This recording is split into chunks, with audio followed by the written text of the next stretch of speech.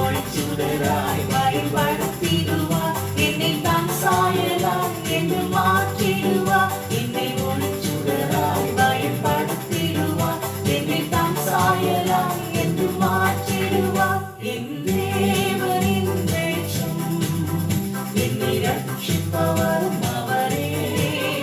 என் ஜீவனின் பலனானவர், நான் யாருக்கும் அஞ்ச மாட்டேன். என் தேவனின் வெளிச்சம், என்னை ரட்சிப்பவரும் அவரே. என் ஜீவனின் பலனானவர், நான் யாருக்கும் அஞ்ச மாட்டேன்.